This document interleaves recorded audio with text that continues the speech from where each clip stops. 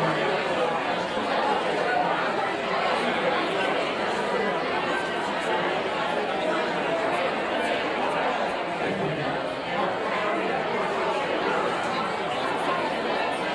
in Charlotte, you can meet their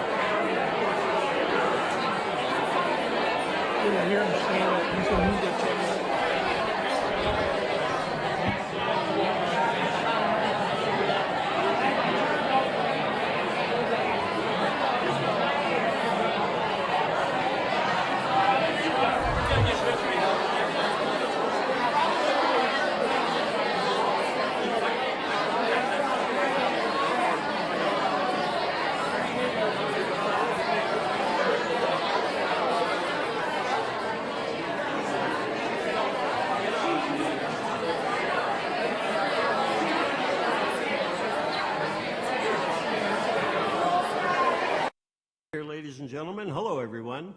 Thank you for joining us tonight for the Hudson School District Candidate Forum. My name is John Knutson, and I'll serve as your moderator this evening. First of all, I'd like to thank Sarah Jackson and Angela Herrera, co-presidents of the Hudson Middle School Parents Group, along with their board, for organizing this event for you, where you can hear directly from the candidates running for a position on the Board of Education for the Hudson School District. I'd like to thank the Hudson School District. Nicolette is here amongst us tonight. Thank you, Nick, for the use of the venue and the facilities tonight. Ryan with the audio-video productions. Lastly, I'd like to thank Nate Skoog and the River Channel for their services to record this session for everyone to view at home.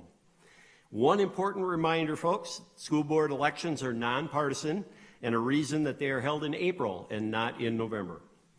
The instructions for the candidates, I'll try to be brief here because we're going to behave much better than the national candidates.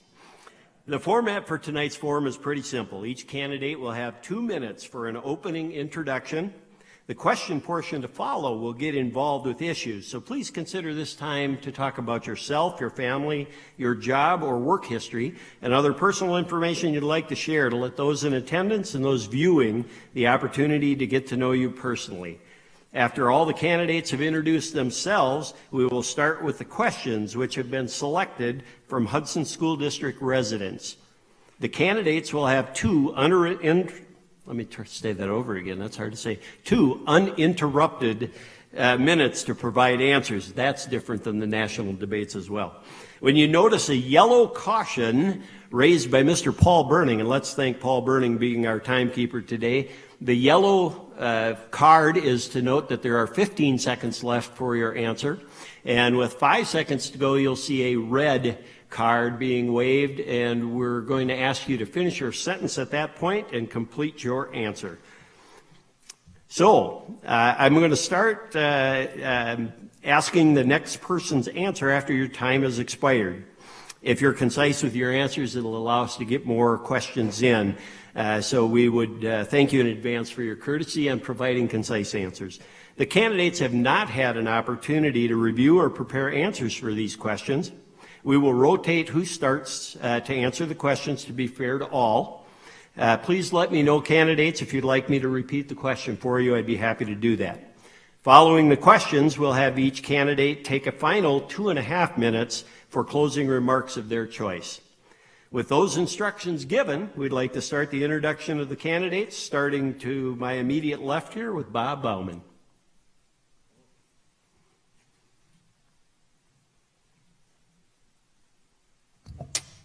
Hello, I'm Bob Bauman. I have lived in the district for 26 years and currently live directly behind the high school. And I have to say I really miss the sound of the marching band practicing on the street in front of my house. I really look forward to when we have a time when we can get back to having them do that. I have 3 kids, all fairly recently graduates of Hudson Public Schools. My daughter Maddie, son Logan, and the youngest daughter Kaylee. I have a Hudson teacher in the family and have been active in our schools for over 20 years. Even though I have only been on the board for 3 years, I have attended board meetings, volunteering for school causes, including being a committee member in support of the building of Rivercrest Elementary and the Willow River remodel. Besides being on the board and seeing my children graduate, my proudest moment related to Hudson Schools was to serve driving support to finally successfully address our high school space needs with our high school renovation. I worked with many fine community members to gain support from both sides of a divided community, and we're in the results of that community-wide effort here tonight. To be fair, Molly Powers, sitting down for me, has also served on that committee as well, and I'm sure Rob Brown would want you to know that we did bring in that referendum and the building project early and under budget.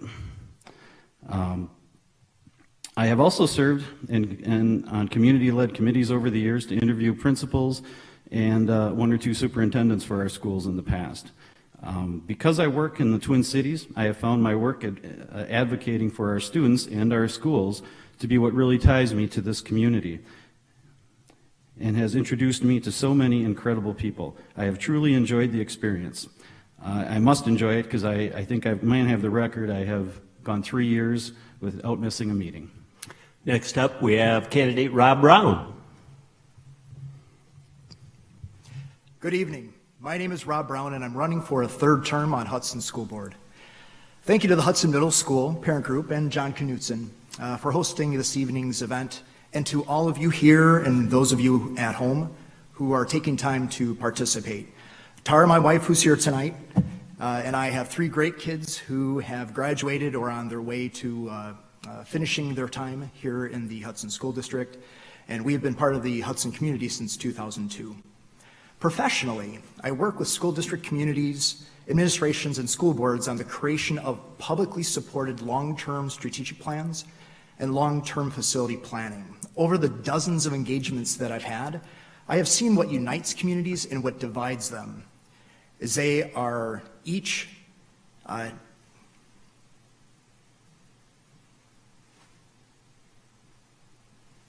they each have worked towards identifying common goals through consensus building. I've applied this experience to my service on Hudson School Board over the last 6 years, as well as my 4-time State of Wisconsin School Board as delegate, and hope to continue that work with your support. As part of the Hudson School Board, my focus has been threefold: making sure we provide the best opportunities for all students to become productive citizens, regardless if their path is a 4-year university, technical college, or direct to work. Support for our teachers and staff, and taxpayer value.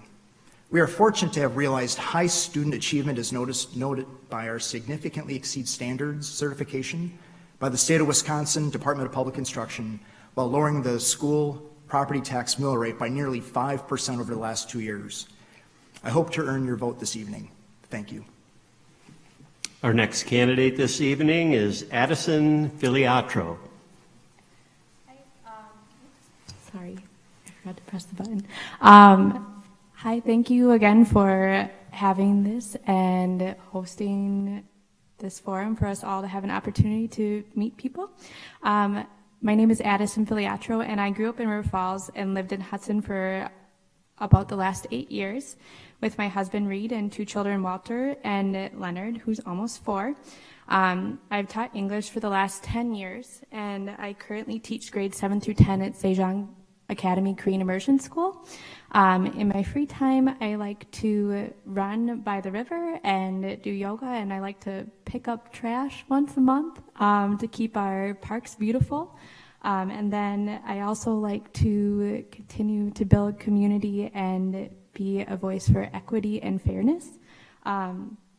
And I really love Hudson, and that's the reason that I'm running, and I want to see all children find their passion and develop life skills and have the tools to be successful in whatever they want to pursue post-secondary.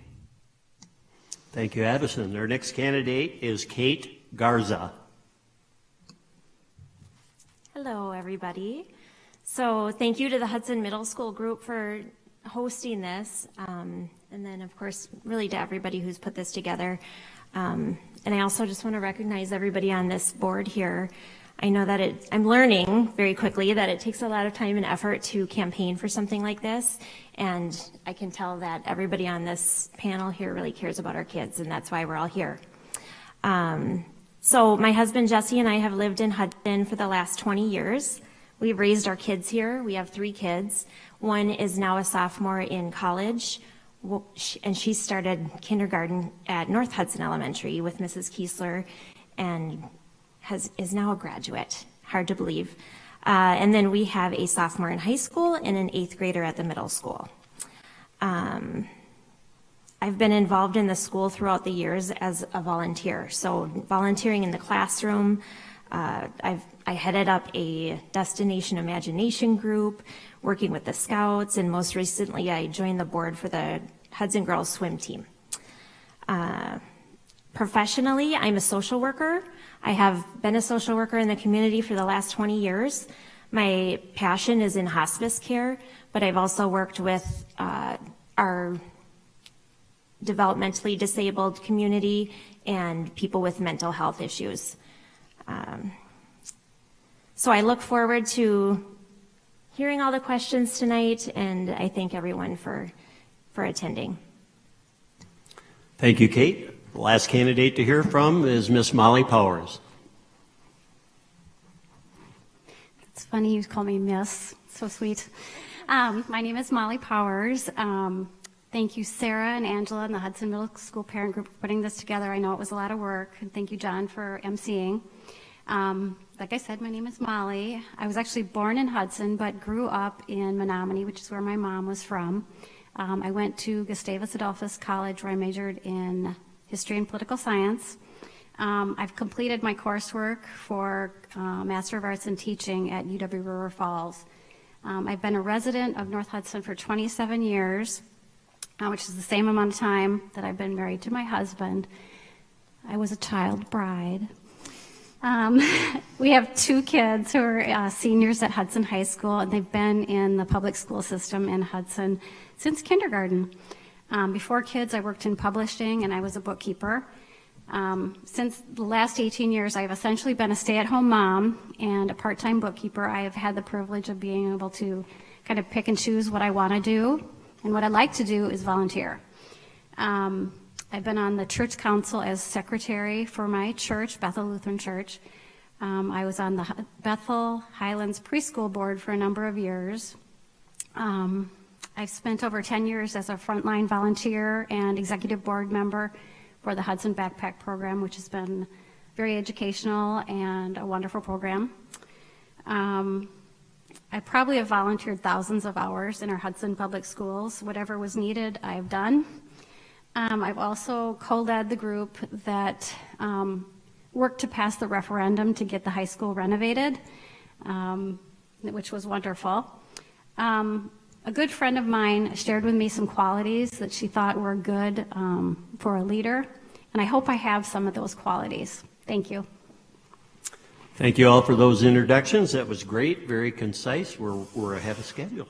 And we're going to start now with the first questions in the question segment here. We are going to start with Bob Bauman, and then we're going to rotate the start of the questions with each of the candidates, just to be fair. So, starting with Bob Bauman. Bob, could you please explain your history, background, or any experiences you have with the Hudson School District, what your particular motivation is to be on the board, and specifically why you would make an effective member of the Board of Education here in Hudson? Oops. As I said in my opening statement, and even though you advise us not to get into the weeds, their opening statement, because it might hurt us when the questions come. I've been attending school board meetings, strangely, for over 20 years. And coming to Hudson, working in the Twin Cities, having a wife that was a teacher in the district, wasn't really connected to the community, and saw a school board meeting on cable access, and I couldn't believe the behavior I was seeing in that meeting, and it got me to actually go to a meeting, get involved, start advocating for our children, start advocating for our schools, and always was a public school supporter, but I really found that was my, like I said earlier, it was my tie into the community. So I have been active. I've been, like I mentioned, counted on to be on different committees over the years. I can't even remember all. As far as choosing principals, being on strategic plan committees, and I just really enjoyed the work. It really made me feel like I was making a difference, and to see my kids come through that system so successfully. Kate Garza had mentioned earlier Laura Kiesler in North Hudson. All 3 of my kids had Laura for a kindergarten teacher, and she is retiring this spring, and she just had their educational journey starting in that warm environment that Mrs. Kiesler provided, just amazing. So it's really the work that our community is based on is supporting our kids with direction from the community, and it's just a passion of mine. Thank you. Thank you, Bob. Next response from Rob Brown. Again, professionally, for the last 26 years, I've worked with communities. I've worked with school boards, administrations. 6 years ago, and even prior to that, we had challenges as a community We struggled with communication. We struggled with just overall, how do we work together for a common cause? And so 6 years ago, as I was sitting in my easy chair complaining about what was going on in our community, my wife Tara had said, well, if you're going to complain about it, why don't you just, shut up and do something about it? So I ran for school board. And over the last 6 years, looking back on who I was 6 years ago, a good experience, passion for my community, but over the last 6 years to know now if I could have known then what I know now, from an experience standpoint, it would have been completely different. And I'm glad I went through that experience, but to see Hudson come together over that 6 years, elementary boundaries, passing a referendum, looking at the school construction, continuing to build upon not just a 4-year university education, but also 2-year programs. You know, we have hundreds of students now that have opportunities with WITC and another institution to do more than they would have had, say, 6 years ago. And so as a school board member, my motivation is to continue to focus on our kids, focus on our teachers and staff, and ultimately focus on taxpayer equity. Thank you very much. Next up is Addison. So like I said, have young children, so I haven't volunteered as much in the schools. I'm excited to volunteer at Willow Elementary, but I have, like I said, been a teacher for the past 10 years, and in that time I've been the only candidate who has taught during COVID, so I understand the challenges that our students face, and I understand the challenges that staff and administration face. I've also been on committees for positive behavioral intervention strategies, literacy steering committees, and I am currently the lead teacher at my school, so I am like one step below administration and have done formal evaluation, so I understand like a lot of different perspectives and a lot of different stakeholders' ideas, and I also know how to have open communication with all members of the community, teachers and students. I know the questions to ask because I've been on the front lines of teaching right now, which is completely different than it used to be a year ago, as everybody knows. And I've worked with thousands of families over the past 10 years, and even when we've had diverging viewpoints, I know how to find positive solutions. Thank you, Addison. Kate Garza. So first, the first question there is, what is my history and background with the Hudson School District? So, 18 years ago, I dropped our daughter off for her first day of school, and ever since then, it's been volunteering in the classrooms. I think some of my favorite memories are of doing gingerbread houses with milk cartons and doing the fun runs with the kids. So I've done a lot of volunteering in the classroom, but again, I know I mentioned it in my introduction, but I've run a Destination Imagination group with my middle child, and I work with the Scouts for my youngest son, and then I'm currently on the board for the Hudson Girls Swim Team.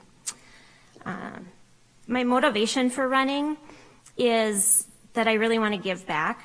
So my kids are all teenagers now, which is hard to believe. It goes really fast, but it's given me an opportunity to have more time to give back to the community. Hudson School District has been an amazing place to have my kids go to school and to raise our family here. And we really feel strongly that it's important that every child that goes through the Hudson School District gets that same opportunity. So I decided to, again, kind of like Rob, put my thoughts into action and be a part of it. And then lastly, what makes me an effective board member? Through my work in hospice, I've really learned how to help others. So over the last 20 years, I've been with families they're with a loved one who has a terminal illness. And so I've learned in that process how to really dive in and help people. And that's my goal here, and I think what would make me an effective board member. And our last answer to the first question goes to Molly Powers. Thanks, John. My history and background with the Hudson School District, well, I'm not very different from a lot of people up here, that I volunteered a ton at the schools. I was Volunteer of the Year at North Hudson Elementary. It's quite prestigious.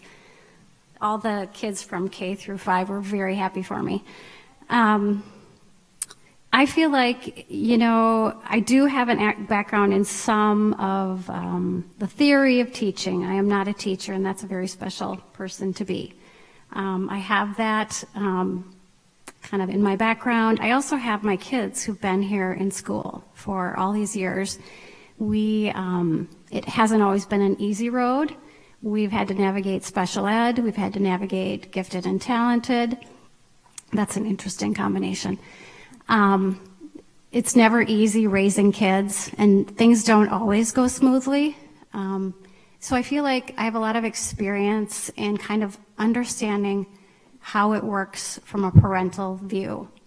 I have also background in school, worked towards alleviating the space problem we had here at the high school in co-leading the group that was kind of helping pass the referendum, and that was a wonderful thing to do. It was a challenge for sure. My motivation, I think, is like a lot of other things, that I was raised to try and think of others before yourself. If you are doing something, do a good job. Try to leave things better than when you arrived. And I can't help myself. If I go to the grocery store, I have to fix the carts. And I don't know if that's OCD or trying to help. So you have to be the judge. But I think I could be an effective board member. I really get along with a lot of people, and I think I'm a good problem solver. Thank you. Thank you, Molly. I just do have to ask, did you receive your $5 million check for your Volunteer of the Year award? Still waiting. Still, okay. Still waiting. Yeah. It's Nicolette, we may have to talk about that. Yeah. Okay. All right. Next in line to start the second question is going to be Mr. Rob Brown to start. The question is, regarding politics and religion, what do you feel is the role of our education system in teaching diversity to our students, and what policies would you promote to offer diverse viewpoints, specifically on politics and religion? Rob Brown. Thanks, John. With regards to politics and religion, there's a definite separation rather, of church and state in our schools. From an education perspective, as we talk about curriculum and the exposure to religion and what have you, that detail needs to go through our administration and ultimately should be vetted by a parent group. Ultimately, the participation of our community in many decisions is important. These are sensitive issues, certainly.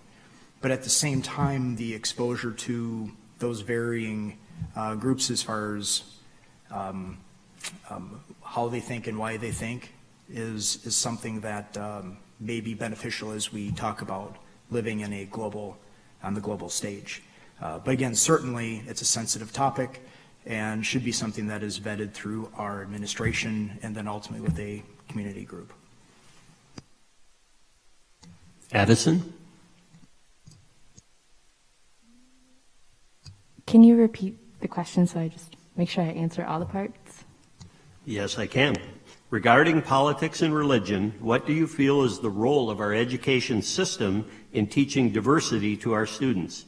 And what policies would you promote to offer diverse viewpoints, specifically on politics and religion?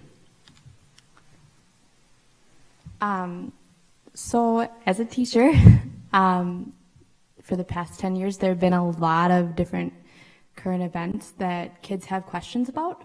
And I think that you can be objective in how you present it. So if you say, okay, well, why do you think that? And then teach kids how to say, well, I disagree with you, and then have them explain why.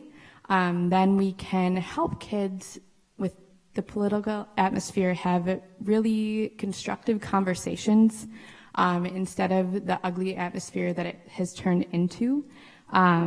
So I think there just needs to be training on how to do it, so that it's objective, that teachers aren't inserting their own opinion, which is difficult, but,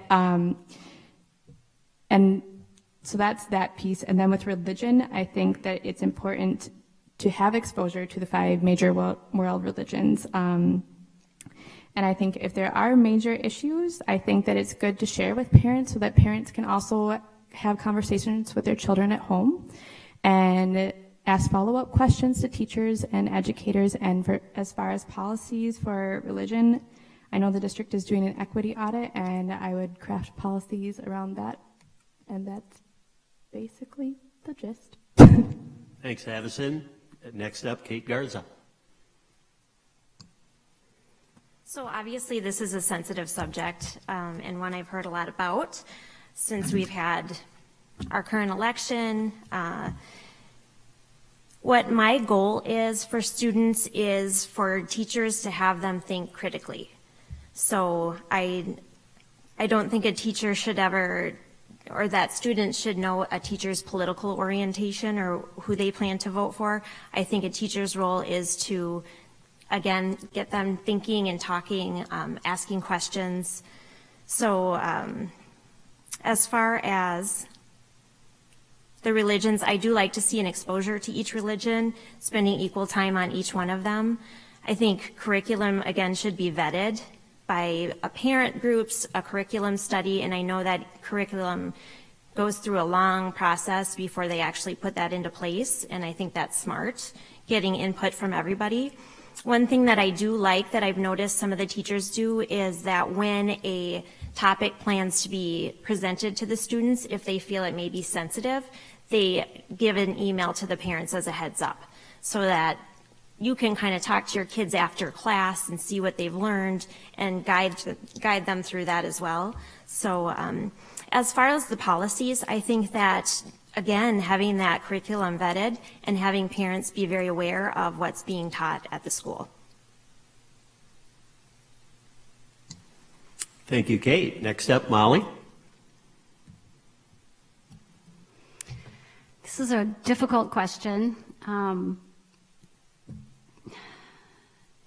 What do I feel the role is of teaching diversity in our schools regarding politics and religion?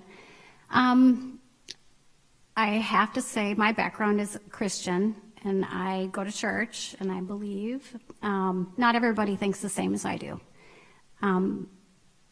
I think that politics and religion should be completely separate. We should not teach religion in school unless we're giving a fair and balanced for all religions.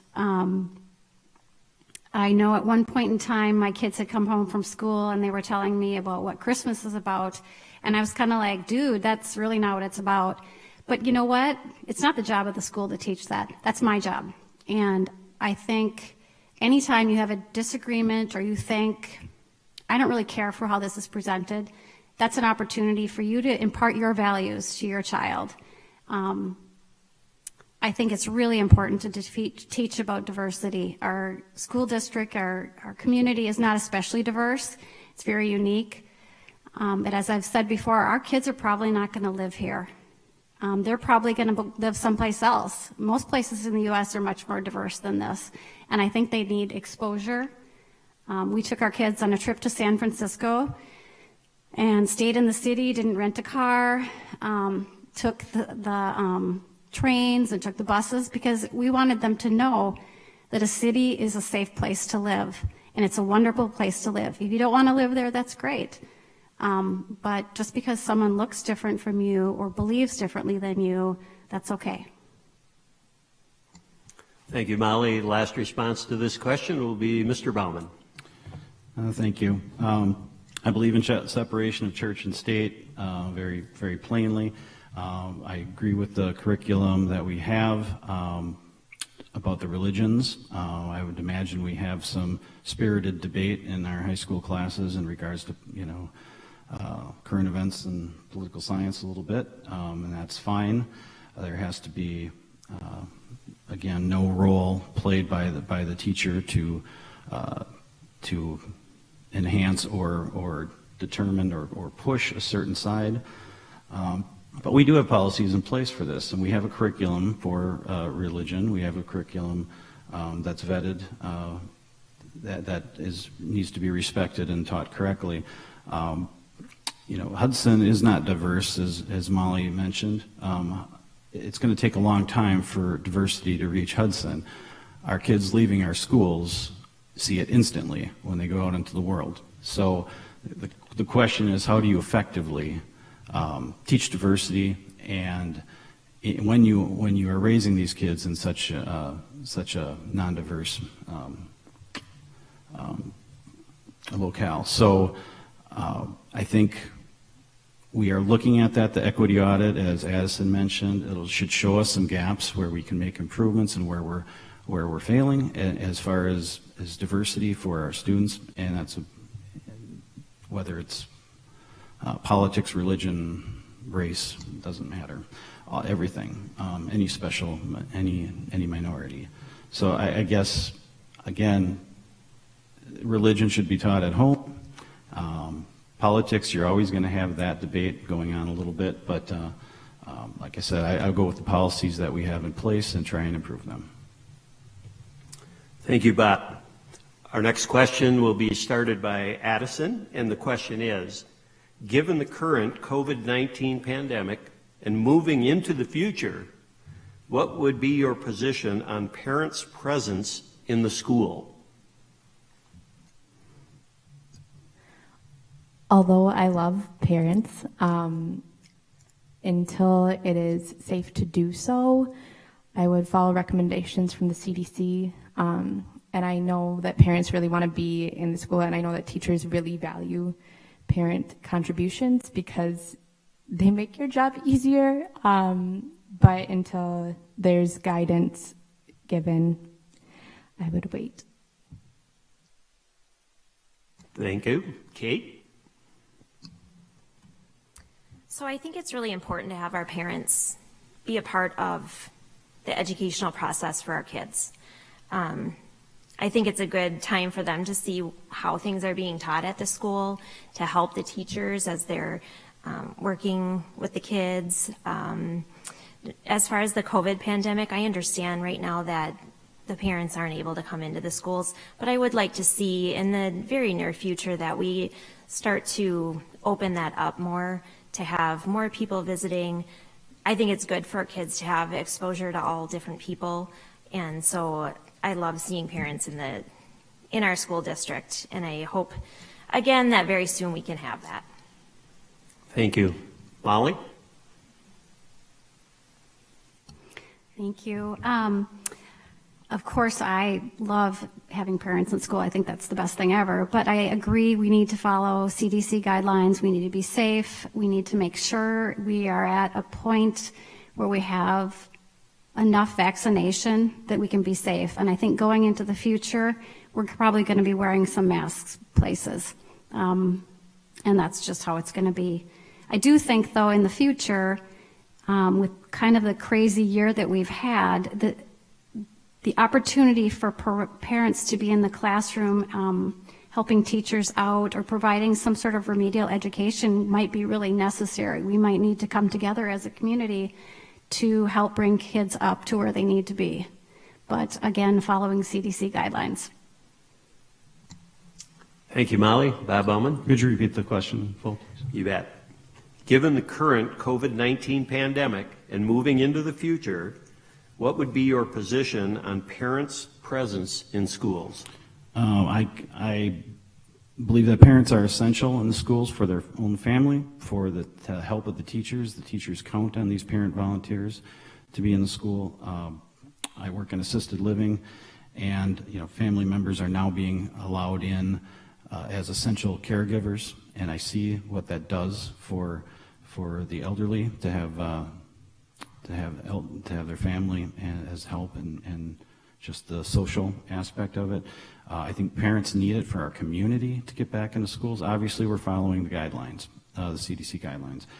We should be so proud of the job we have done at managing infections, and our numbers have been low, and I think we're all looking for, hey, when can we get back to somewhat of a graduation, somewhat of a prom, somewhat of a parent involvement, but I think we can't discount how important this is to for the classroom, for the teachers, and for the students. So as soon as possible, I was for keeping elementary students in face-to-face as long as we can safely do it.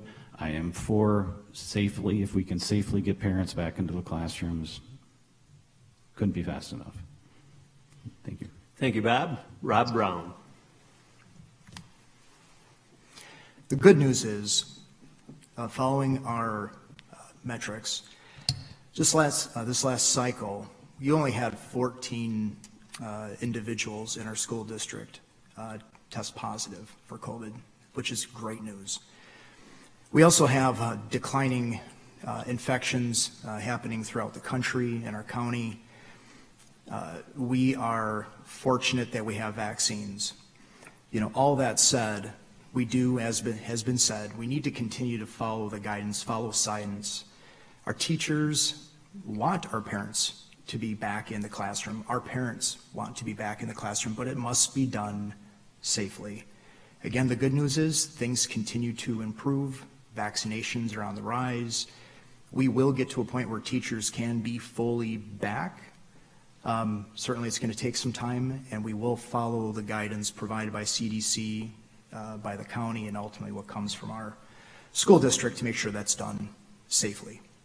Thank you. Thank you, Rob. Our next question will be answered first by Kate Garza. The question is, should IDL classes be recorded for later review? And do you feel the current virtual or hybrid system is here to stay?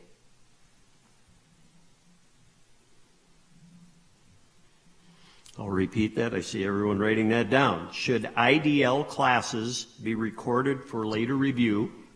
And do you feel the current virtual or hybrid system is here to stay? So the first question, should IDL classes be recorded? I hesitate to record every IDL class. I think if there was something that wanted to be assessed or reviewed, whether it was for a review of a staff or if it was review of a curriculum, that it could be recorded. I'm not sure that I would be in favor of recording it at all times.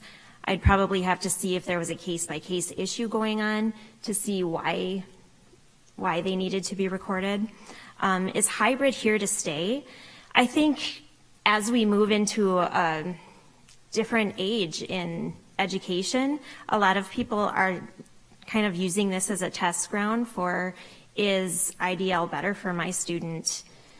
So I think something more along the lines of the charter online schools, which have been here, would continue, and some students might think that that's a better option for them.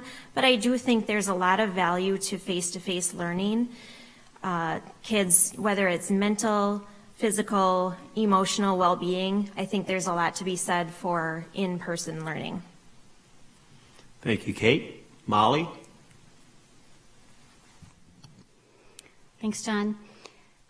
Do I feel that the IDL should be recorded for later review? I think there's a great opportunity there if you can record certain lessons that kids might want to refer back to. And there was a thing called the flipped classroom, which I think is really innovative. So you can go through and you actually do the instruction, the kid watches a video, the next day they come to school and they're ready to practice and they're ready to ask their questions. Rather than spending the whole time doing the instructions, the kid leaves and go, how do we do that?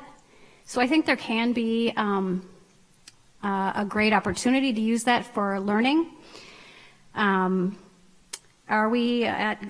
our current virtual and hybrid classes, are they here to stay? Probably. Not so much hybrid maybe, because I think that's going back and forth and that's a little bit maybe unnecessary.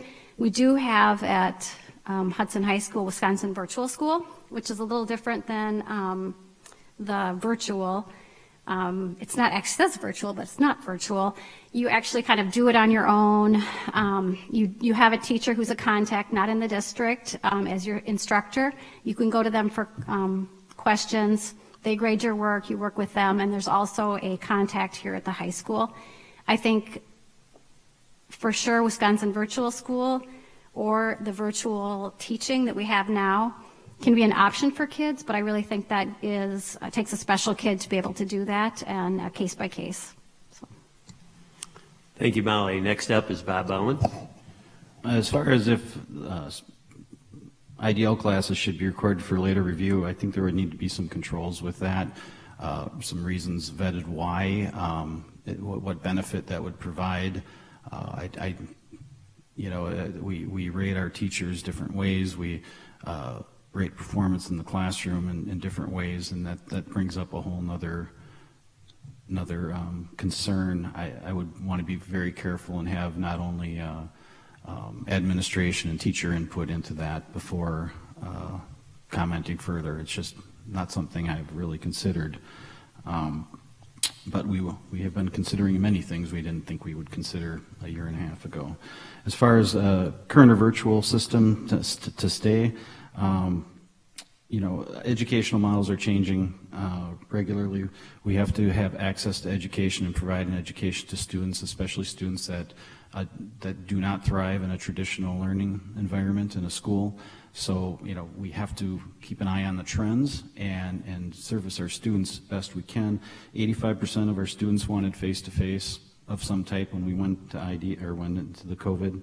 15% of parents wanted IDL. We gave that option, and those numbers have held pretty close. But I'm thinking, and I'm hopeful that when COVID, when we get back to some normalcy, that we will have those kids back in school, especially at elementary.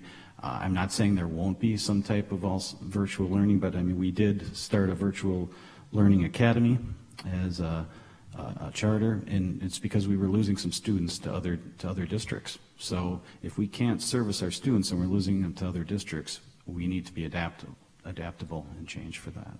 Give options. Thank you. Next up, Rob Brown. Should our IDL classes be recorded for a later review? I would suggest no. IDL classes are essentially in line with in-person classes.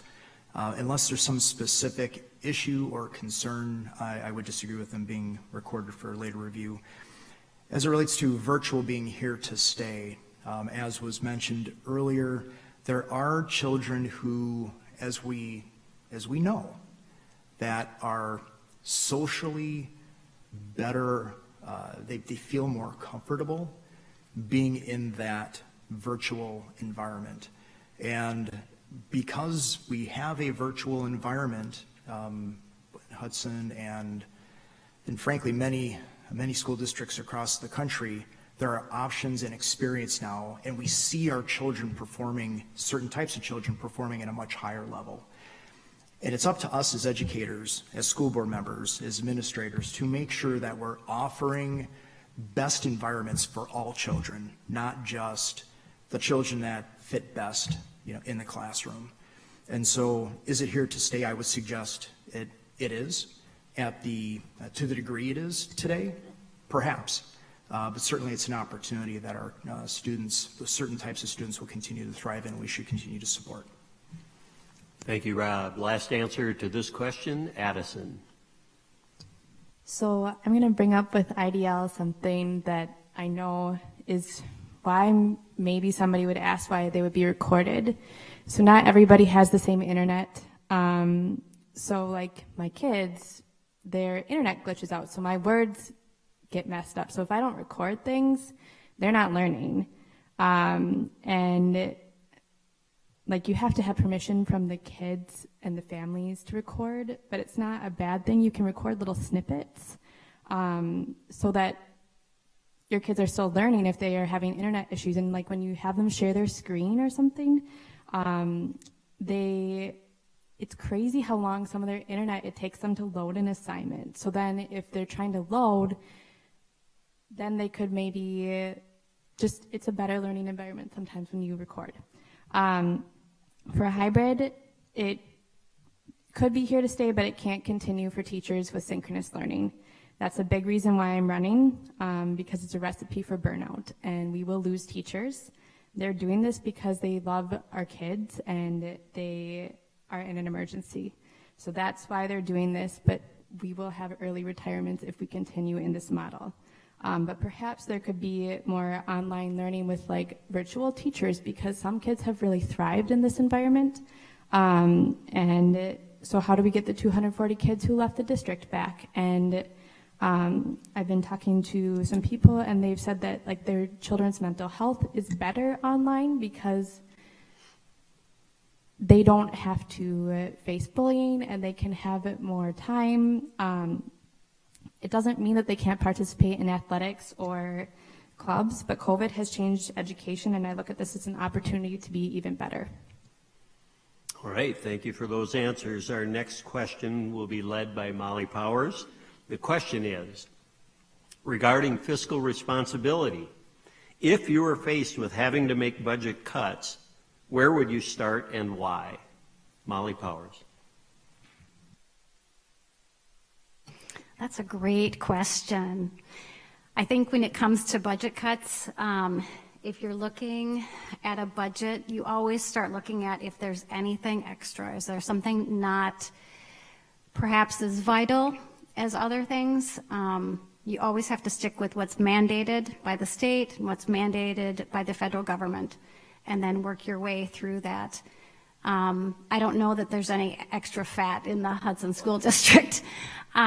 I always think the fairest thing to do is figure out a percentage and ask everybody to take a cut.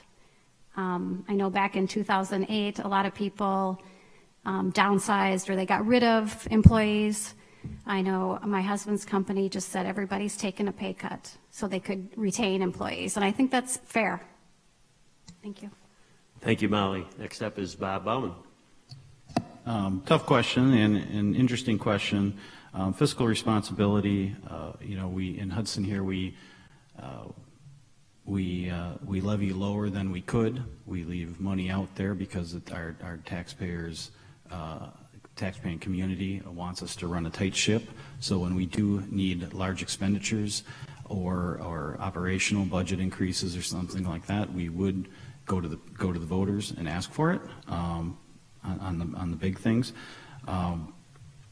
If as far as programming, I didn't join the board to go backwards on programming for our kids, so we'd have to take a very strong look at where any cuts could come that would sacrifice programming for our students. Recently we've been looking at enrollment, and for example, if enrollment took a dip as a school board member, we'd be looking at employment cuts, whether support staff, teachers, administration, across the board. It has to be fair, and but it's working with state and federal funding the way we are. I believe we have proven to be very fiscally responsible in this district during uncertain times. So I don't see fiscal responsibility as a problem with our district. Outside forces, COVID, the cost of COVID going forward, and our response to COVID, all need to be looked at, federal, state funding. But if there are cuts, they have to be across the board. If it's because of enrollment, if it's because of other fiscal realities in the buildings, we need to look closely and keep the money with the students and the programming if possible. Thank you, Bob. Rob Brown. Fiscal responsibility is important to our district, and I think if you look at our district, especially over the last 15 years, you'll continue to see how well our school districts have performed. Just in this last annual meeting, last September, we shared that we had an underlevy of just over $5 million again, It's essentially tax savings that every property taxpayer saves. With regards to budget cuts, to simply answer the question as a starting point, we would need to look at administration. Other areas outside of the student environment, our focus must be on our children, continue to reinforce their opportunities to learn. But additionally, the Hudson School District is a wonderful school district. We benefit from open enrollment, and we have other opportunities to continue to enhance open enrollment, which is additional revenue by students that we attract to our school district. And so in lieu of just budget cuts, there are other opportunities to increase revenue that we would also need to pursue at the same time. Thank you. Thank you, Rob. Addison? With budget cuts, as somebody who has experienced a budget cut in a school, it's incredibly painful. So I would want to do everything possible to retain staff, even if that meant freezing the salary, because it creates an environment of fear, an environment of animosity that isn't normally there unless there's budget cuts. So I'd want to hopefully know sooner rather than later. And then I would want to, like others have said, have some sort of survey, and the financial person in the district, with what I've seen in the school board meetings, is a really upstanding guy, and he seems like he really knows what he's talking about, so I think he'd probably do everything he could to find what's extra and to cut it.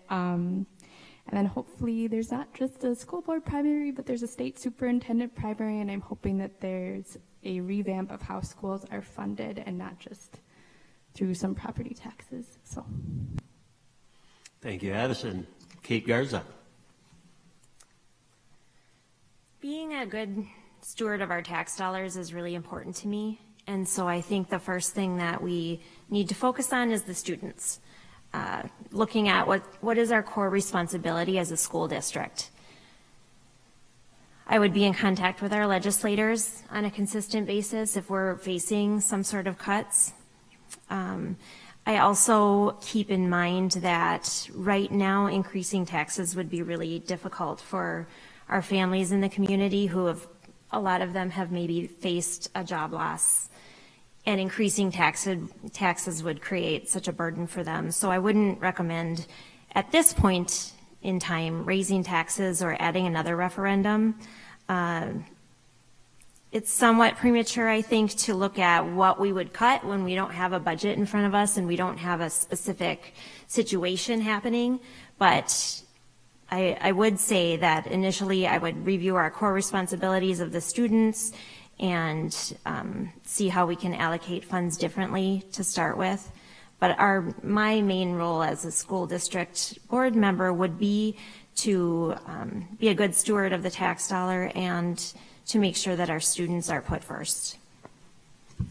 Thank you, Kate. Our next question, Bob Bauman will take the first answer. This one's a bit longer, so I will repeat it twice. As a public school board member charged with representing all students, what specifically would you offer to meet the needs of our diverse population, including special education students, students of color, LGBTQ, etc.? One more time. As a public school board member charged with representing all students, what specifically would you offer to meet the needs of our diverse population, including special education students, students of color, and the LGBTQ community? Bob Bauman. I would put this all under mental wellness for the student and staff. I understand that our students do their best when their mental wellness needs are supported. Our Student Services Department has spent the last several years focusing on strengthening support for student and staff mental health. We need to continue to support their efforts and allow them to flexibility to serve all, universal support for all students, and targeted support as needed. The Student Services Mental Health Advisory Council was an important step in bringing parents, district, and community together in support of our kids. think we need to keep fostering support for that and programs like it.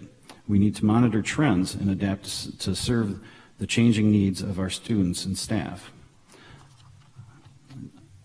10 years ago, a lot of people the expectation was our district was going to, we want great students, we want great academic outcomes, we want 10, be in the top 5 districts in the state. And now we have people talking about anxiety. We have people talking about happiness of their student, and it all goes to that mental wellness. Thank you. Rob Brown. As a school board member, for each of us, if we're fortunate enough to serve, representing all students is a cornerstone of what we do, regardless of that student's background, whether it be race, religion, LGBTQ status. But when we talk about our student population on whole, and we have this equity audit underway, we're certainly talking about, the students that were noted, but also those students that are, potentially have homelessness issues, technology issues, perhaps they're disabled, food insecurity. There are several issues that will come from, or at least be identified through this audit that's underway. It's important as a school board member to work with administration and our community to understand, first off, fact. Where are our gaps? What are the challenges that we're facing? And then talk about how do we apply principle and planning, many times based on science or other areas of expertise, and other opportunities, pulling the community together, having a good community conversation around, here's the problem, here are the facts, here's the direction, the possible directions we're thinking of taking. What do you all as community members think? That's important. We have this equity audit again underway. The school district has reached out into the community and asked folks to participate.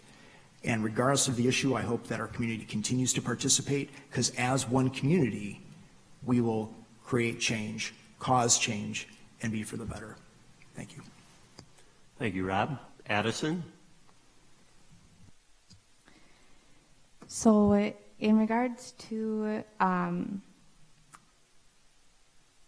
LGBTQ and students of color and religion and kids who might have different types of families like adoptive, foster kids, the gamut of diversity does not just fall into race or LGBTQ, but it's essential that students see themselves in the curriculum. It not only empowers them, but it also gives students more empathy for others. And I think that providing continued cultural competency training is really important, because I've been through some of this in my school currently, and it's helped me see little things that I can do better to make sure that all of my students feel included.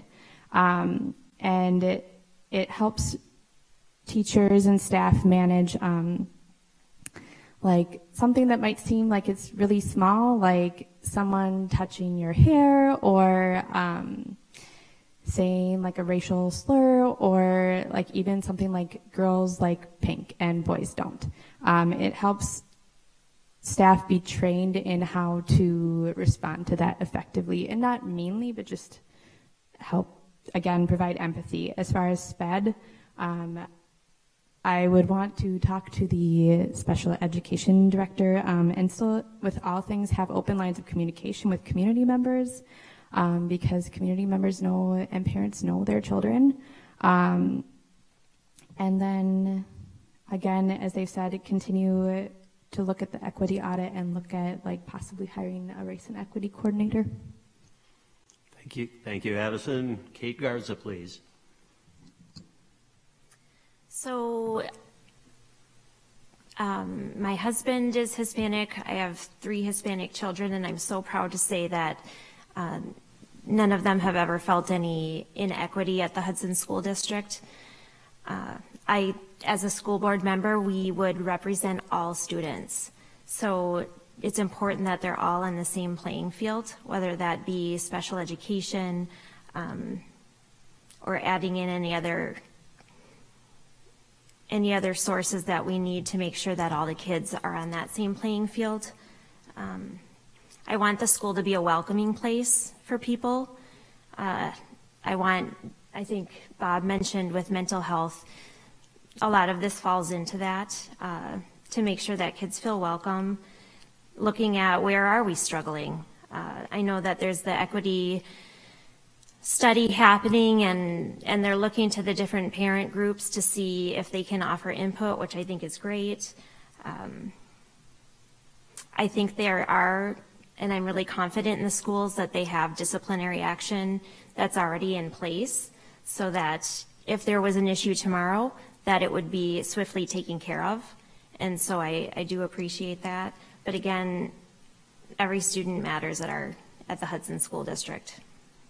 Thank you, Kate. The last answer to this question will be from Molly Powers. Thank you.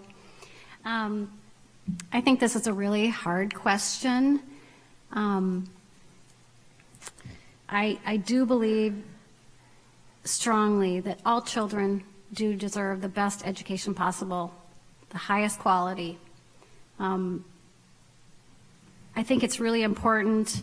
I know teachers do this, but part of the reason I think you do the cultural competency is not only to make sure that all children with different abilities or different colors, different identities are represented, but there are lots of kids who need special care. So sometimes you might have an issue, for instance, a child who has taken their life or died by suicide, excuse me. Not all people are capable of handling that and that communication with kids. And I think it's really important in that respect and in how we discuss and how we treat kids of color or different identities, gender identities, sexual orientation. We are very careful and always approach as teachers and parents and people in the community or a potential school board member with love and care. Our words can do wonderful things to help children, but they also can be very damaging if we are not careful. It is important that we have special ed kids, and every kid has an opportunity to participate, and that they are represented in the textbooks and in the curriculum that they see. Thank you.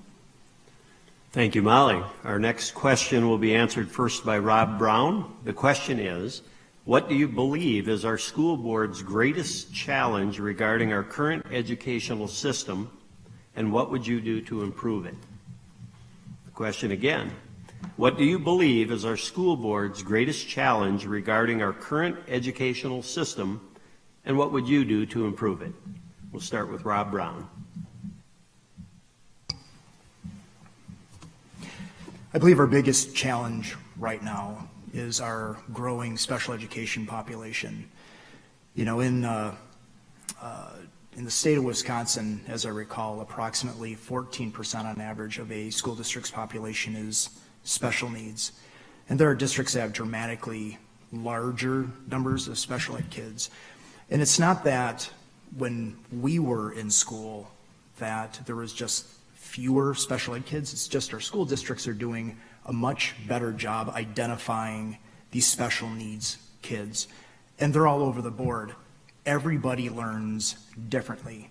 And frankly, that takes funds, that takes space, that takes specialty teachers to help form and focus on these children. And every child, I believe, can be a productive member of our community. They simply need the investment through their communities to be able to perform and have their needs identified and move forward. There are opportunities for everybody. Again, it just takes investment. So again, special education, I believe, is our biggest challenge. What I would do to improve it is to continue to work with the state on special education funding and administration, making sure that we're pursuing proper channels, but also, making sure that as we're going through our budget processes, that we're having specific conversations with our financial arm of the district and our special education portion of our school district to talk about curriculum, those investments, and how do we target those special needs kids so that we're focusing appropriately. Thank you, Rob. Addison? I think the biggest issue right now is just the continued fallout from the pandemic. Next year, there will be a chunk of students who have been online for about a year and a half, and how do you reacclimate them? There's kids who have had disruptions and might be more anxious because they've experienced trauma, and because COVID is just traumatic for everybody. And then the district will need to be flexible with, like I said, that education won't be the exact same as we all remember it. And thinking about how to get the students who left the district to come back and what opportunities can we provide them. And then again, like I said, thinking about teachers and not doing synchronous learning next year. And then finally, with the possibility of budget cuts, I'd want to keep staff and students at the priority or at the forefront when making decisions. And what I would do is I would talk to administration, and because I've been teaching, and I would want to bring teachers' voice to the school board, as well as parent voice with things that they've experienced during the pandemic, and just basically have open lines of communication, because that's the job. Thank you, Addison. Kate Garza, please. I also see the biggest challenge right now being that our kids have gone through 2 school years of completely unprecedented times. We haven't seen anything like this in education, I think, in decades and decades. So obviously this has a huge impact on our kids, whether it's mental, emotional, and then also what are their setbacks educationally. And so I want kids to get back to school, get back to normalcy. I know the school district has worked so hard at making sure that kids have face-to-face learning as much as possible, and I appreciate that. So again, the biggest challenge would be getting kids back to normal and getting them back to school. Thank you, Kate. Molly Powers? Thank you. I think the biggest problem we have facing our school district is one that faces many school districts and communities, is mental health for our children and staff members. And this is something prior to the pandemic that we all are aware of, but we don't know how to fix it. The school system cannot fix it themselves. One thing that I think the school district could do is have a mental health day be on par with a sick day. If you have a child who is upset and having a difficult time going to school, you essentially need to call and lie and say your kid is sick and they have a fever. You should be able to be free to say they're having a bad day, they're not going to make it, and it should be treated the same as a qualified sick day. The other thing we need to do is work with our legislators to get funding in our area for more school psychologists, school counselors. We need funding outside of our schools for therapy for children. We need kids who are on Badger Care to be able to get therapy. There aren't many places that take that.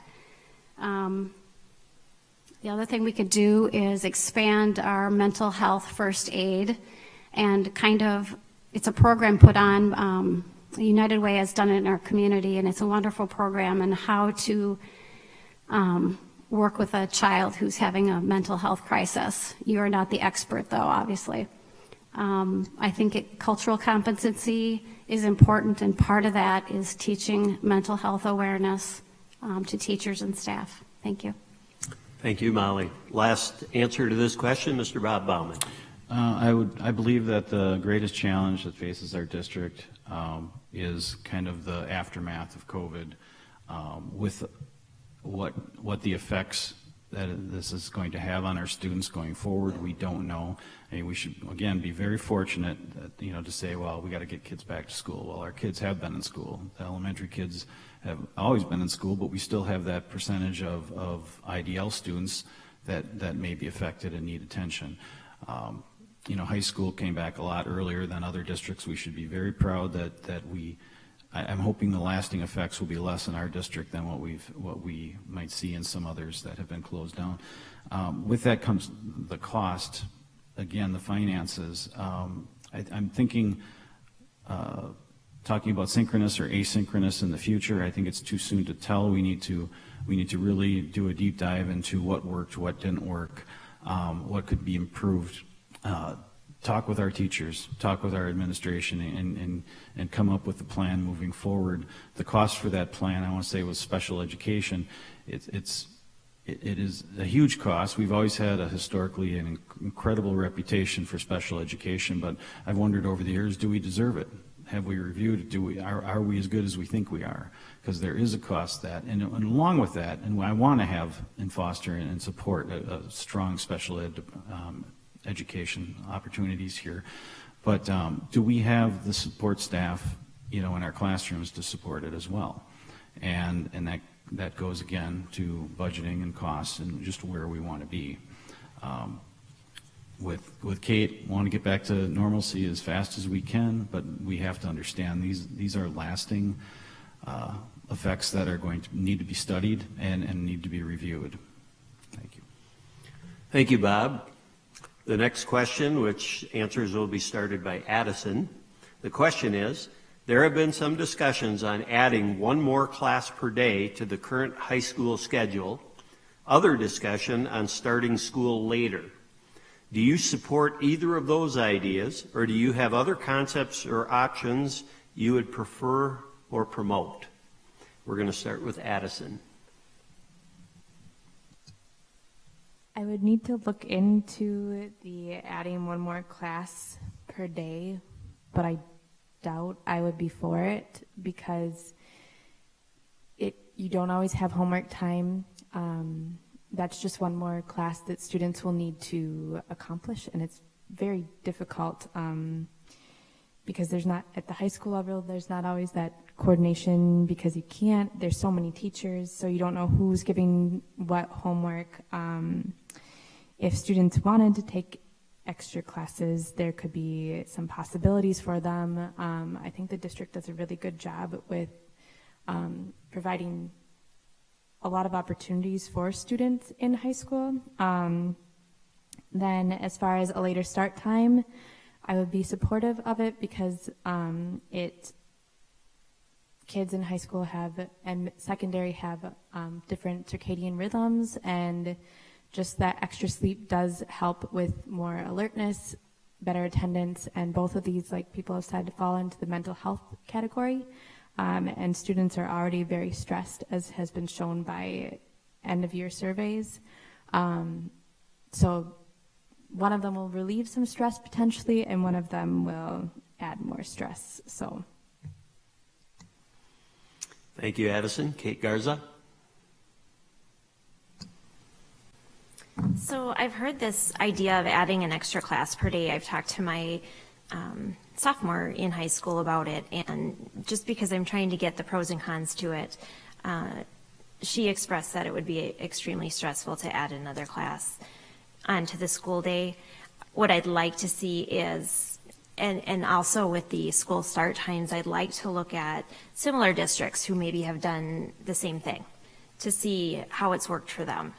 I think there's a lot of pros and cons to both of these situations, both of these issues. The extra class per day could really challenge kids and support some of those kids who are really looking for more, but then it could stress the kids who are already struggling. So pros and cons to that. And then with the starting school later, there's the issue of, how do we work with transportation? Do we have the elementary school kids start even later then, or do we have them start early? So there's a lot of things to look at. I know that there's been some groups that have put a lot of time and effort into particularly the later school time. And right now, I think their next agenda is to look at similar districts, which I think is really wise. So I'd hold out on any conclusion on it until I learn more. Thank you, Kate. Molly Powers. Thank you. I have heard about the adding a class to the high school schedule.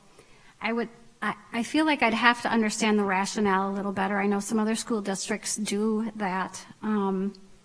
But I wonder, how is this going to fit into curriculum that we currently have out there? How is this going to work for AP classes? Is that enough time to do a lab in chemistry? The flip side is, I think high school is a great time for kids to experiment and try some things in school.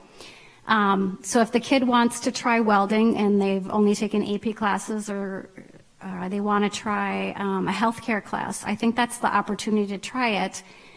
So that, to me, would be a rationale for expanding and adding a class. I guess I would have to understand the issue a little bit better in order to make a vote one way or the other. As far as changing the start times, I'm in favor of doing so. I know that we have some groups talking about it right now.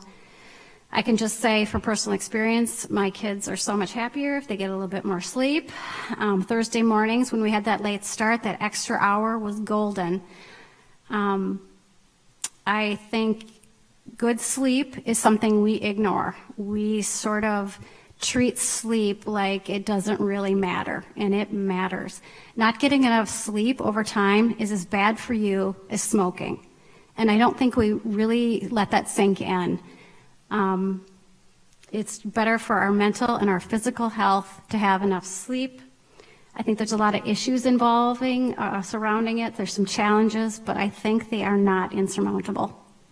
Thank you. Thank you, Molly. Bob Bowen. As far as adding one more class to our daily schedule, or one more period, we're reviewing that as a board, and there are certainly pros and cons. Flexibility in electives, some students would enjoy that, can handle that. Others would look at it as a stressor and not enough time, reduced class. I mean, there's a lot of science to look at about that extra, or that lack of 5 minutes per class, or whatever it works out to be. So I'm not really for or against that. I don't know enough about adding that class yet. Like I said, the board has been having discussions about it, and that is nothing has moved forward in that yet.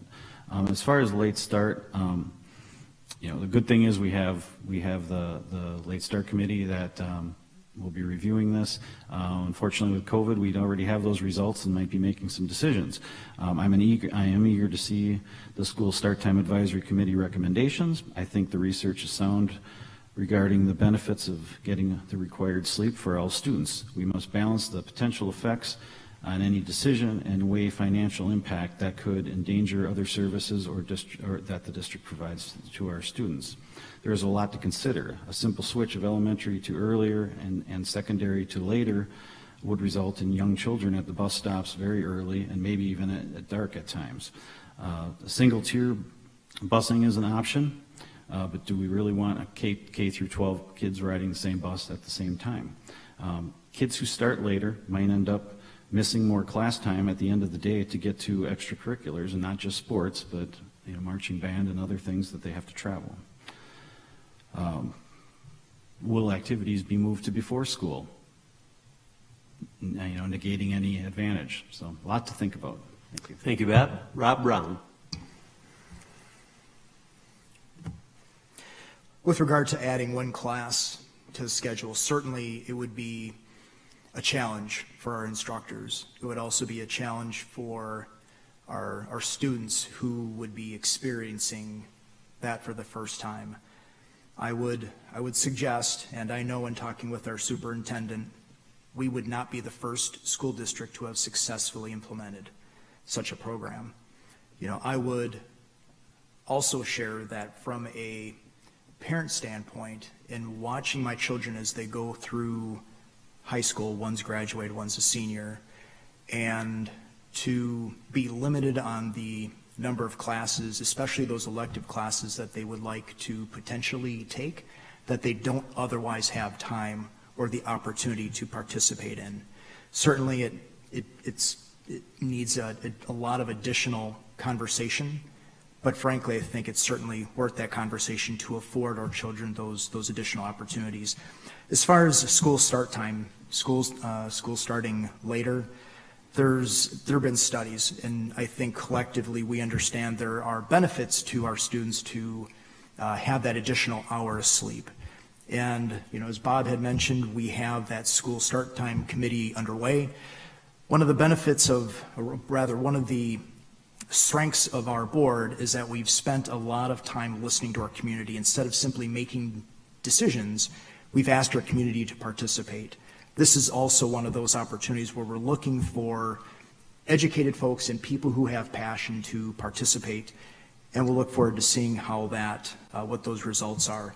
But there needs to be balance between our students and the impact to our parents and community as well. Thanks. Thank you all for the answers to that question. The next question up, Kate Garza will start. This is a very short one. What are your thoughts on standardized testing? Kate Garza. So I think standardized testing is necessary.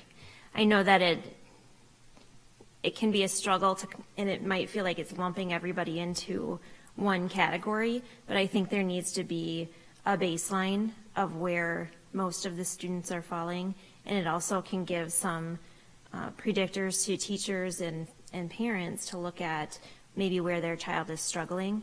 And so I'm in favor of continued standardized testing. Molly?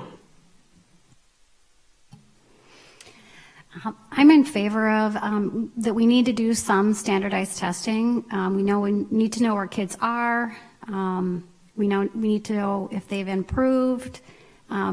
Just judging it, I think as an educator, you have to have some sort of objective results, I think, or inputs. I think information and data can lead you to what does the child need? Where are they lacking? Where can we reteach? The problem I think sometimes we run into standardized testing is that all we're doing? You have to be very careful not to spend all your time testing or teaching just for the test, which I assume can happen. And also standardized testing, we know, is biased in many ways towards a certain level of knowledge, not necessarily intelligence. So we have to be really careful about the tools that we use and probably use multiple tools to measure progress. Thank you, Molly. Bob? Yes, I think we do need standardized testing for baselines, for benchmarks. We have to also be very understanding that one size does not fit all, and all learners are not equal, and how they learn and how they test take. And so looking for options on a more well-rounded basis that we can, or baseline that we achieve with students, especially students with special needs and non-traditional learners.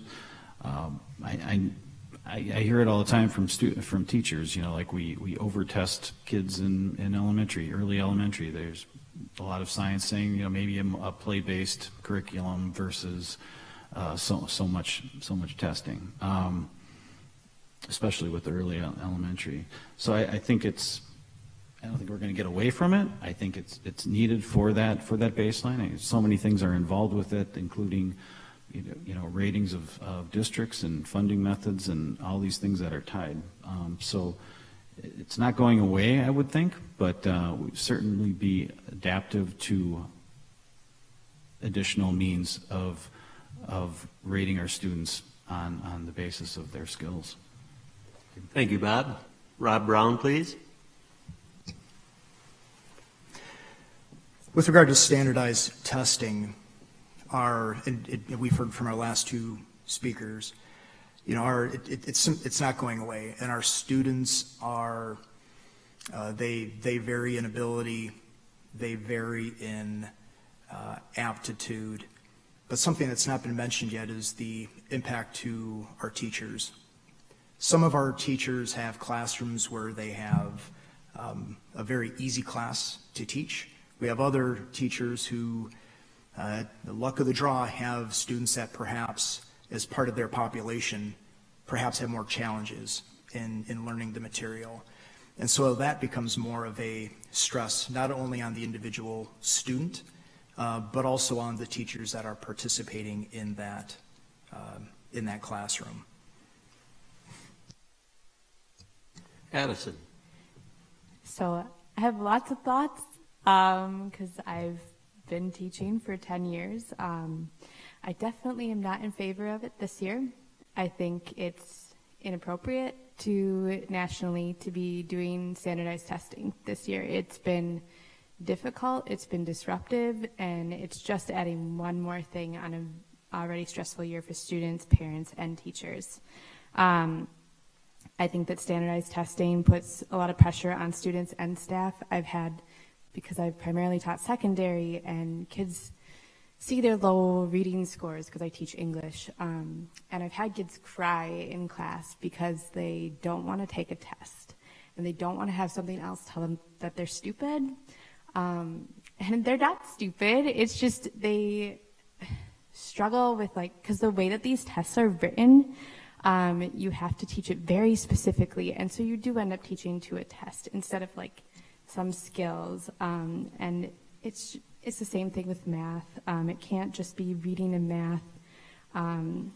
Again, with the state superintendent election that's also coming up, they are looking at removing some of the standardized testing because you look at how much time you spend about 25 hours doing standardized testing is how much students spend a lot of the time in most districts, which that is a week of school. That's crazy. Think of all the things that you could be learning. So maybe one, and because just to evaluate, but there's a lot of other ways that you can evaluate children and do it as a school and a district, and that's to relieve pressure on students, staff, and parents, because yes, parents do need to know where their kids are at, but it's nice to hear not just a test score. So Thank you all for your answers to that question. Molly Powers will start answering this question. Molly, specifically, how would you respond to transgender students in athletics?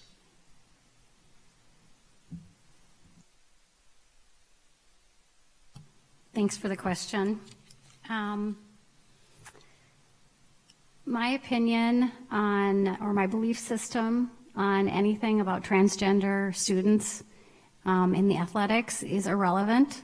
The policy is in our school and in our country is that all students have access. So that is the policy that I think we should have. I think we need to know that being transgender is not about voyeurism, it's not about pedophilia, and it's not something that kids jump into because they think they're going to be successful in an opposing gender's sport. I do think being a female and having played sports in high school, we fought a long time to get equity as women in sports and athletics, and that's important. But to not allow all children to participate is not the policy that we want to have as a school district. If we would violate that policy, we would be opening ourselves up to a lawsuit, and I don't think that's really what we would want to do. Thank you. Thank you, Molly. Bob? Agree with Molly on every point she made. I feel while it is incredibly important that all students, regardless of race, religion, gender, or any special needs, have equal access to both learning and athletics in this case. This is not a problem that we have had in our district. We have taken steps to make things to accommodate students.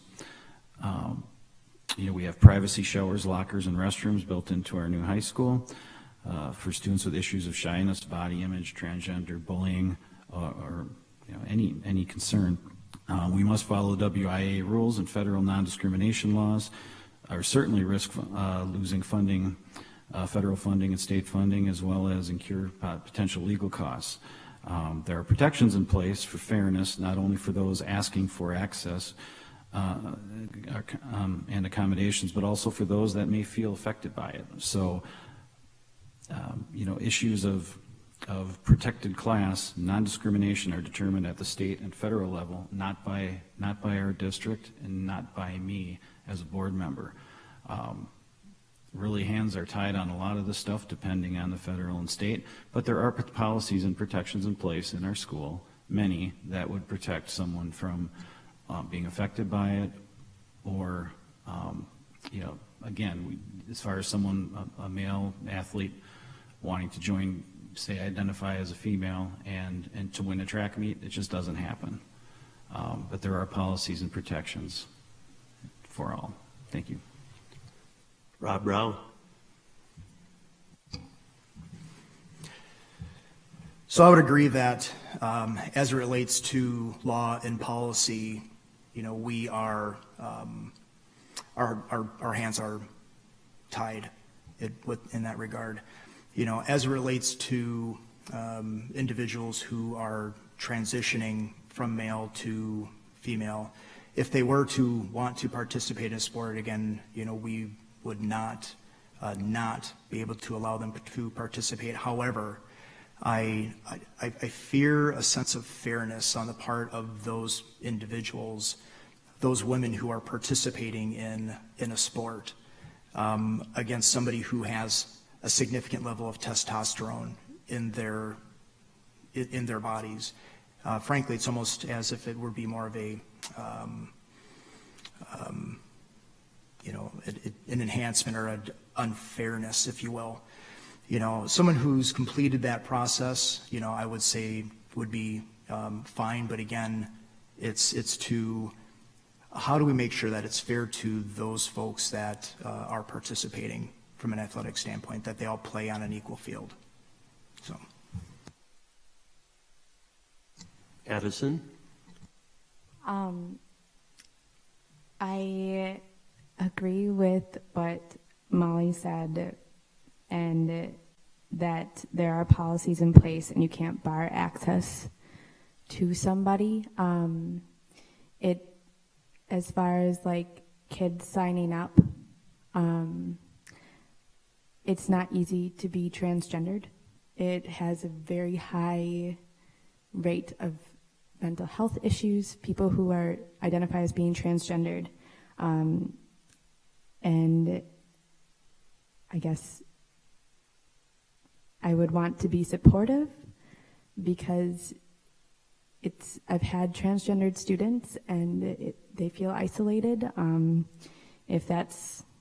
But like I said, there are policies and I would want to be supportive.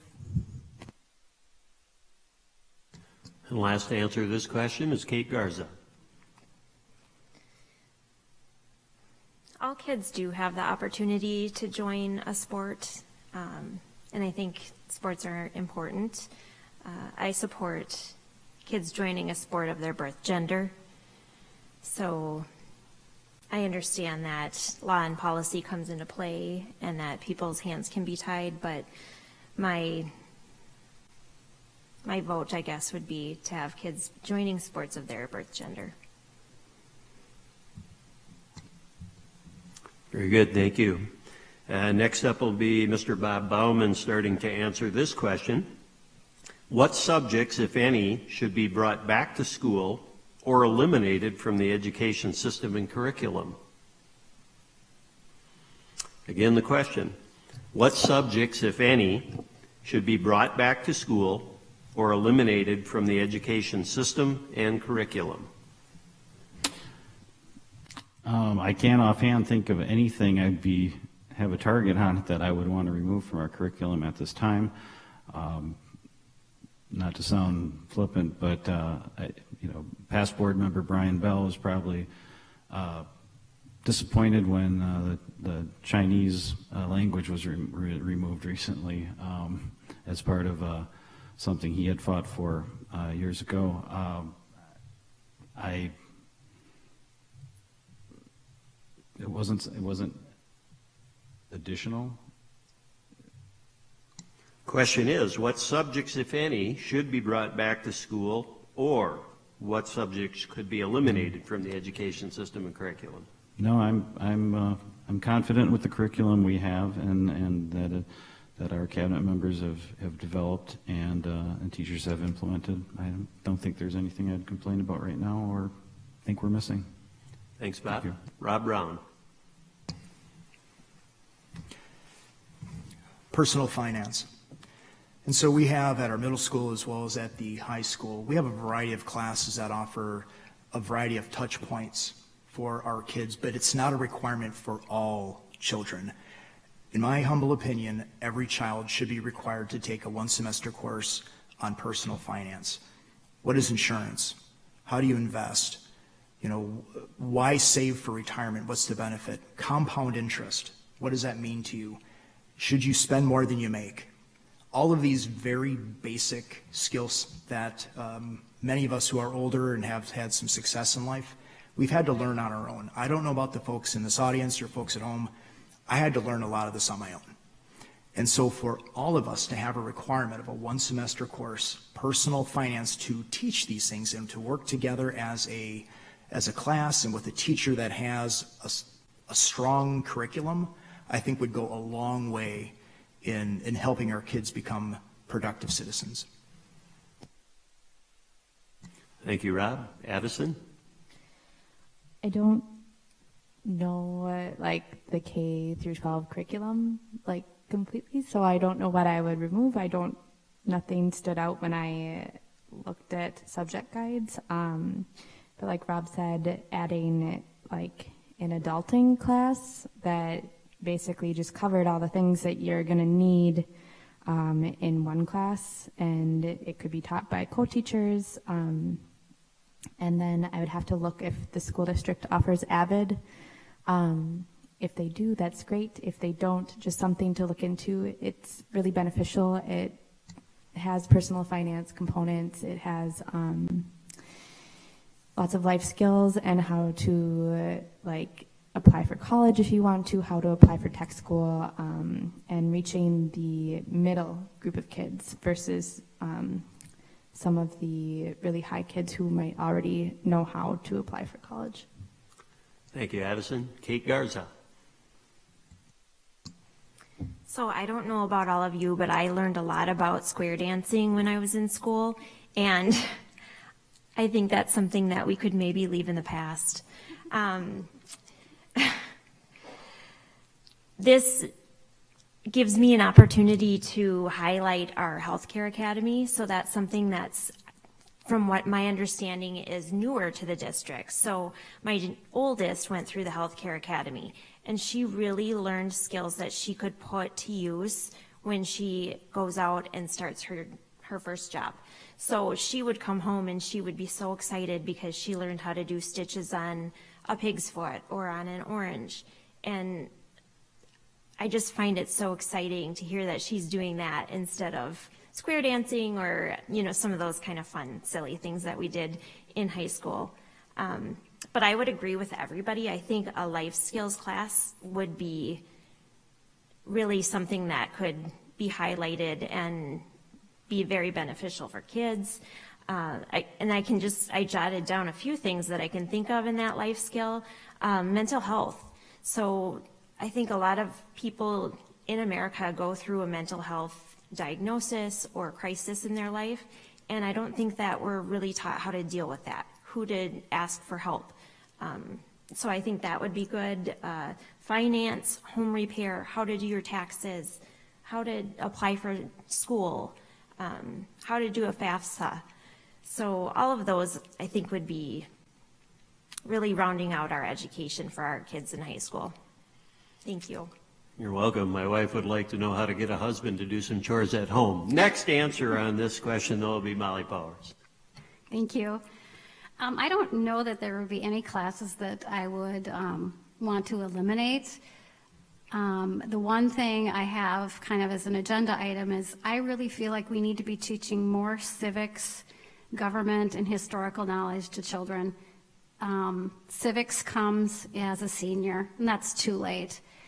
And I'm biased too because I have a degree in history and political science.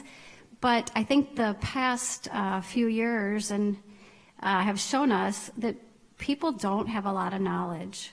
We need to have the knowledge to move forward into the world. We need to be good citizens. We really need to get back to that core basic idea, I think, that we're preparing citizens to be productive people in our society. The other thing that I think that would be awesome, and that Rob made me think of with his personal finance class, at some point I think it would be great if we could add another academy, a business academy, with accounting, personal finance. Gosh, I don't have that background, so I can't tell you what would be in there. But I know from my husband's job, he's a CPA, it's such a great field. It's virtually recession-proof. Bookkeepers and people who can count are always needed. So I think that would be an academy that I would really like to look at adding. Thank you, Molly. That is going to conclude our questions for today, and we're going to end the forum this evening with closing remarks going in reverse order of how we started the introductions. Paul, we do have a little bit more time. We're going to allow 3 minutes for the closing remarks from each candidate, and we'll start with Molly Powers. I feel like I just did this. Thank you, everybody, for coming. Thank you, Sarah. Thank you, Angela, for organizing this. I know it wasn't an easy task. And thank you, John, for emceeing. You do such a good job. Thank you for the great questions. Certainly really challenging, not easy to answer at all. I'm not very good at selling myself and saying how great I am, but I feel like there's some qualities of leadership. A friend of mine sent me this the other day. She was doing some training for a church council, and they were intelligence, intellectual curiosity, humility, resilience, empathy, and integrity. And I hope that I have some of those qualities. I'm not a perfect person by any means, but I like to think that I'm a person of integrity, empathy, for sure, humble, and I am intellectually curious and hopefully smart enough to tie my own shoes.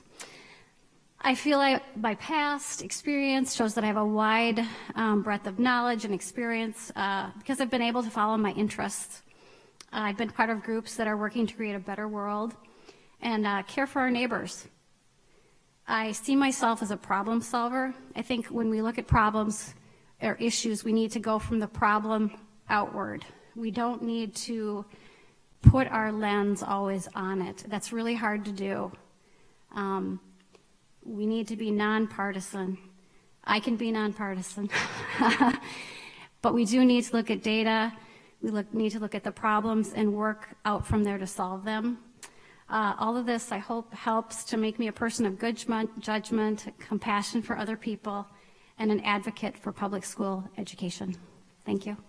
Thank you very much, Molly. Next up will be Kate Garza with her closing remarks.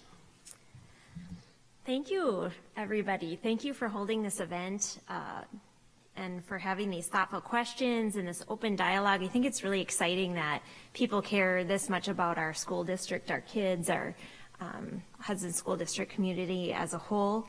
Hudson really holds a special place in my heart, and I've had so many amazing memories here. When I think about the role of the school in our community, I think of it as a place where everybody comes together, whether it be sports, arts, theater, our graduation, our proms. It's something that people always, their entire life, they remember their initial schooling. I'd like to think that my experience professionally has really molded me in helping others, and I think that that would translate well here at the Hudson School District. And my role personally as a parent that's watched their kids go from kindergarten to graduating from this district, I think it gives me a lot of opportunity to guide me to know what would be best for our kids. I'd like to just review kind of what my tenets are for running. Community first. So Hudson is an amazing community, and I like to think that we're so unique. We're not the Twin Cities, we're not Madison, we're not even Eau Claire. We're our very own community, and I'd like to lead with that in mind.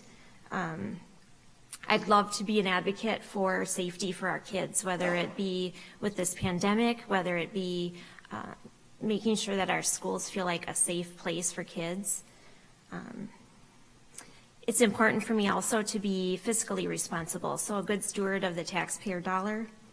And finally, I'm interested in continuing to have our schools be open. I think our kids need to get back to some normalcy, so that's very important to me. I'd be honored to have your vote, and I thank everybody for coming tonight. Thank you, Kate. Next up with closing remarks, Addison. So first, like everybody said so far, thank you to Angela and Sarah and the Hudson Middle School Parents Group for putting this on, and thank you for submitting questions and for being here in person and online.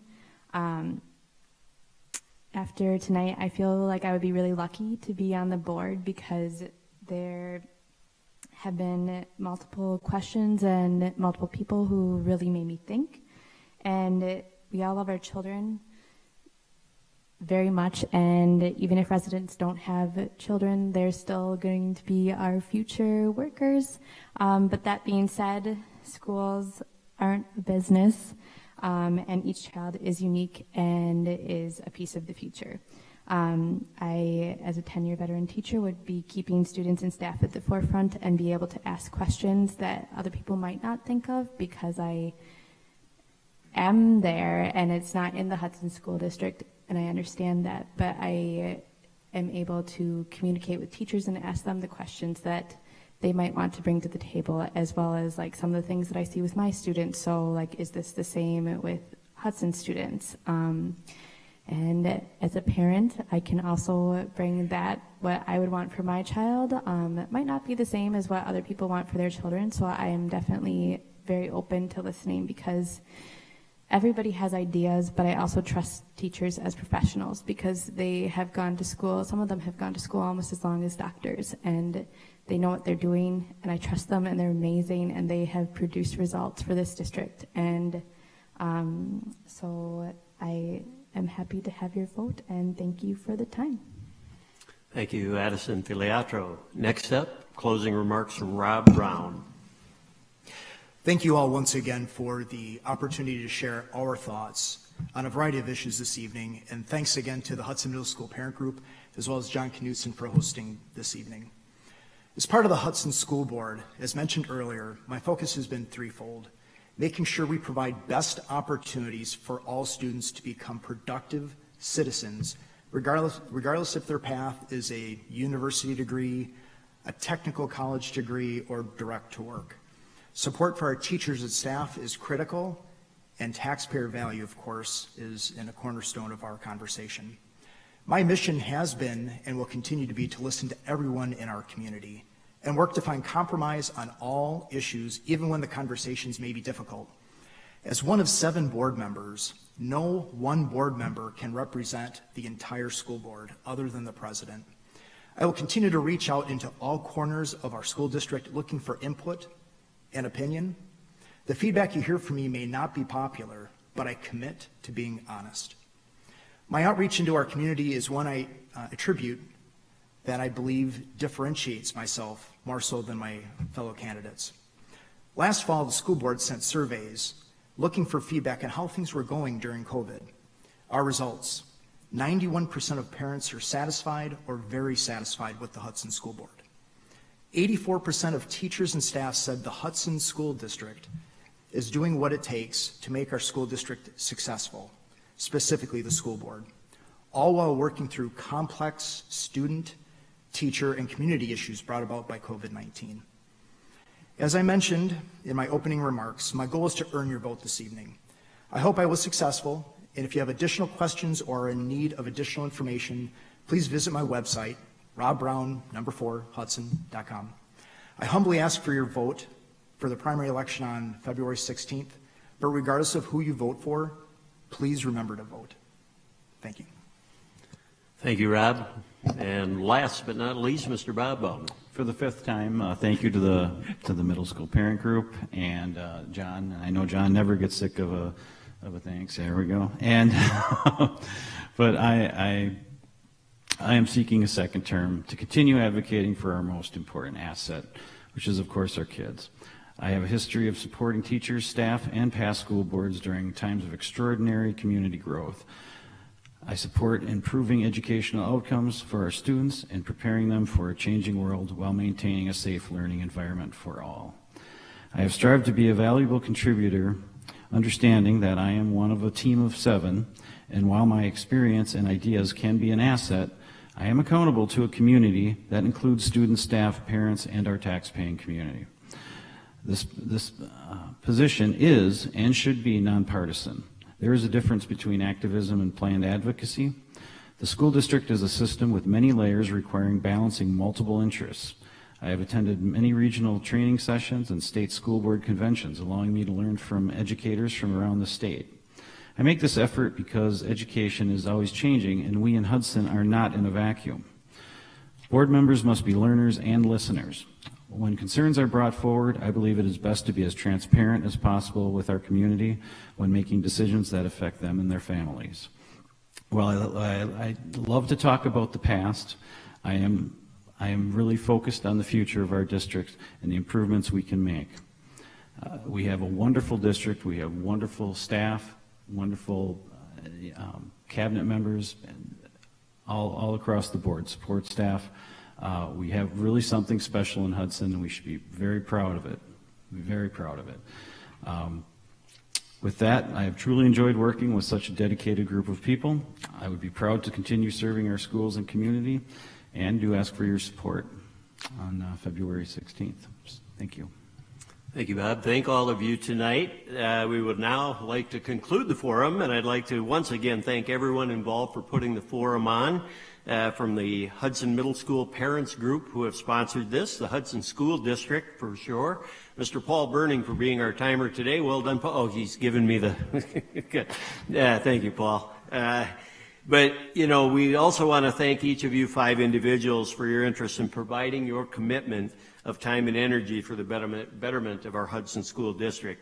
Lastly, I want to thank the number of people who are here in the audience tonight and all of you viewing this forum from home, put on by River Channel. Without your support, our school district would simply not be as successful as we can become. Thank you all again for coming tonight. Have a great evening.